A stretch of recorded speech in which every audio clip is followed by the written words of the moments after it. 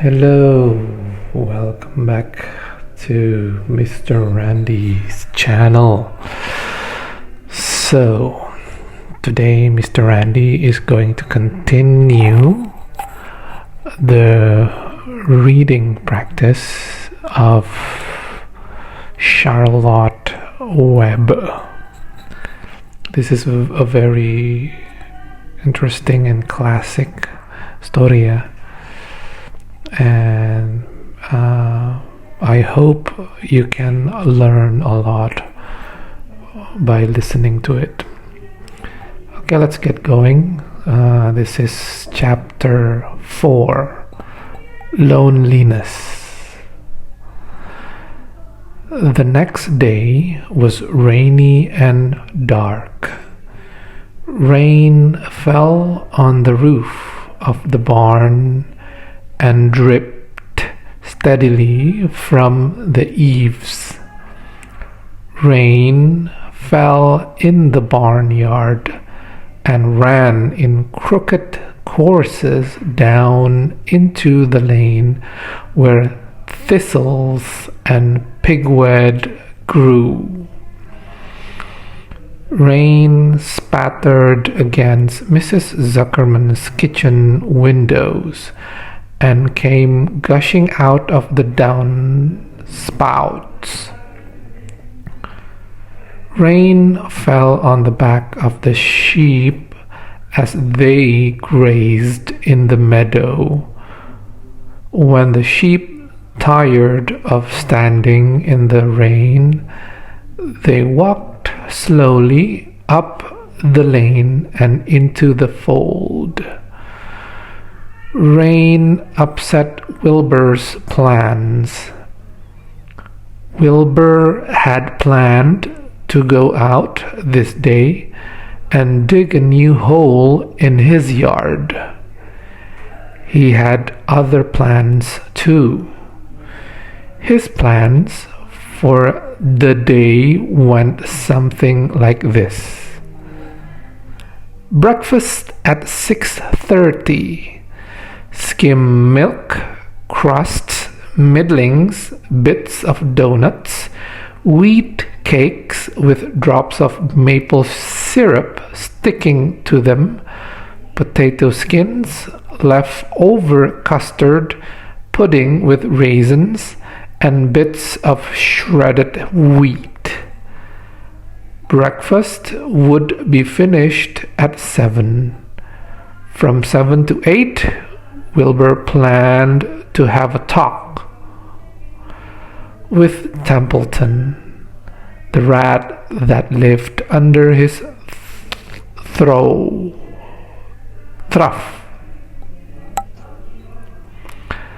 Talking with Templeton was not the most interesting occupation in the world, but it was better than nothing. From 8 to 9, Wilbur planned to take a nap outdoors in the sun. From 9 to 11, he planned to dig a hole or trench and possibly find something good to eat buried in the dirt. From 11 to 12, he planned to stand still and watch flies on the boards, watch bees in the clover, and watch swallows in the air. 12 o'clock, lunchtime. Middlings, warm water, apple parings, meat gravy, carrot scrapings, meat scraps, stale hominy, and the wrapper of a package of cheese. Lunch would be over at 1. From 1 to 2, Wilbur planned to sleep. From 2 to 3, he planned to scratch itchy places by rubbing against the fence. From 3 to 4, He planned to stand perfectly still and think of what it was like to be alive and to wait for Fern. At 4 would come supper, skim milk, provender, leftover sandwich from Lurvy's lunchbox, prune skins, a morsels of this, a bit of that, fried potatoes, marmalade drippings, a little more of this, a little more of that, a piece of baked apple, a scrap of upside down cake. Wilbur had gone to sleep thinking about these plans. He awoke at 6 and saw the rain, and it seemed as though he couldn't bear it. I get everything all beautifully planned out, and it has to go and rain, he said. For a while he stood gloomily indoors. Then he walked to the door and looked out. Drops of rain struck his face. His yard was cold and wet. His trough had an inch of rainwater in it. Templeton was nowhere to be seen. "Are you out there, Templeton?" called Wilbur. There was no answer. Suddenly, Wilbur felt lonely and friendless. "One day, just like another," he groaned. "I'm very young. I have no real friend here in the barn. It's going to rain all morning and all afternoon, and Fern won't come in such bad weather. Oh, honestly." And Wilbur was crying again, for the second time in 2 days. At 6:30, Wilbur heard the banging of a pail. Lurvy was standing outside in the rain, stirring up breakfast. "Come on, pig," said Lurvy. Wilbur did not budge. Lurvy dumped the slops, scraped the pail, and walked away. He noticed that something was wrong with the pig. Wilbur didn't want food. He wanted love. He wanted a friend, someone who would play with him.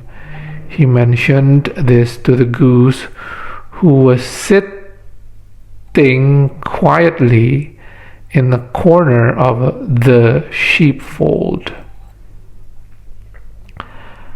"Will you come over and play with me?" he asked. "Sorry, Sonny, sorry," said the goose. "I'm sitting on my eggs, 8 of them. Got to keep them toasty warm. I have to stay right here. I'm no fibberty gibbet. I do not play when there are eggs to hatch. I am expecting goslings." "Well, I didn't think you were expecting woodpeckers," said Wilbur bitterly. Wilbur next tried one of the lambs. "Will you please play with me?" he asked. "Certainly not," said the lamb. "In the first place, I cannot get into your pen, as I am not old enough to jump over the fence. In the second place, I am not interested in pigs. Pigs means less than nothing to me." "What do you mean, less than nothing?"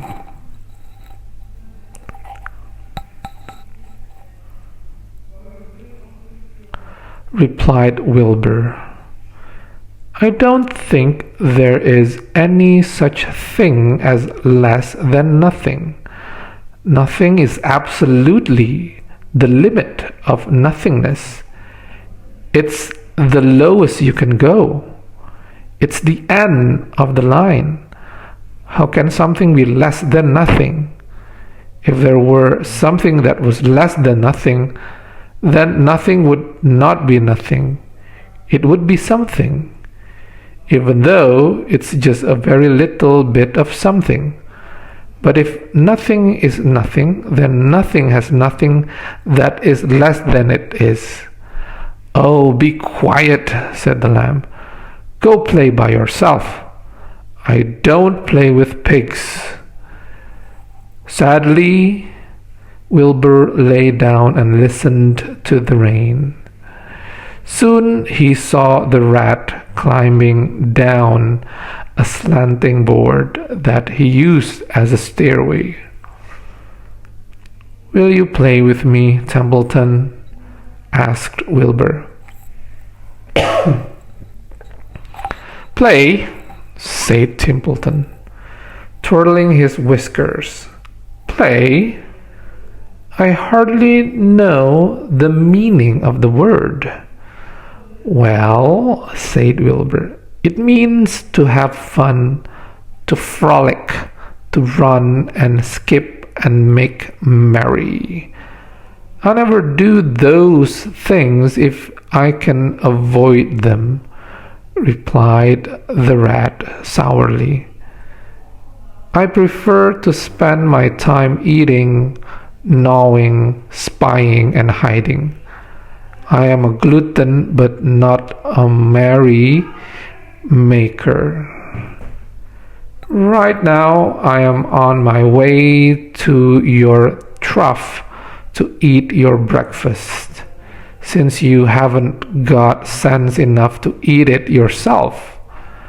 And Templeton, the rat, crept stealthily along the wall and disappeared into a private tunnel that he had dug between the door and the trough in Wilbur's yard.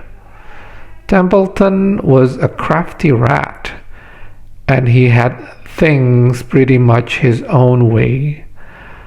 The tunnel was an example of his skill and cunning.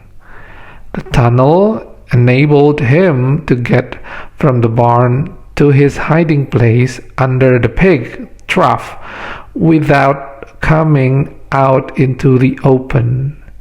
He had tunnels and runways all over Mr. Zuckerman's farm and could get from one place to another without being seen.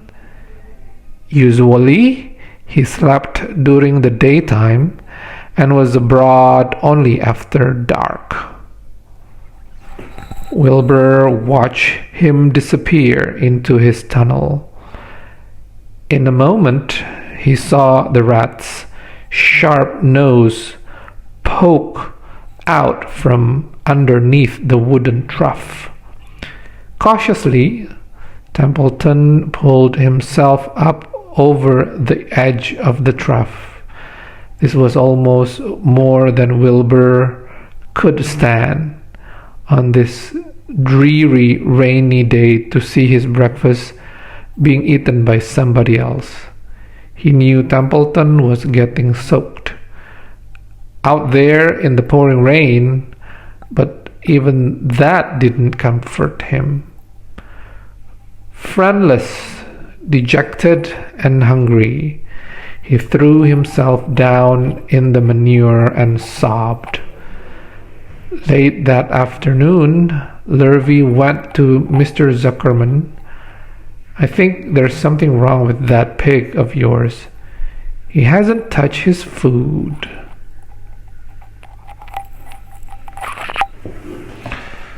Give him 2 spoonfuls of sulfur and a little molasses, said Mr. Zuckerman. Wilbur couldn't believe what was happening to him when Lurvy caught him and forced the medicine down his throat. This was certainly the worst day of his life. He didn't know whether he could endure the awful loneliness anymore. Darkness settled over everything. Soon there were only shadows and the noises of the sheep chewing their cuds, and occasionally the rattle of a cow chain up overhead. You can imagine Wilbur's surprise when out of the darkness came a small voice he had never heard before. It sounded rather thin but pleasant. "Do you want a friend, Wilbur?" it said. "I'll be a friend to you. I've watched you all day and I like you." "But I can't see you," said Wilbur, jumping to his feet. "Where are you? And who are you?" "I'm right here. I'm right up here," said the voice. "Go to sleep. You'll see me in the morning."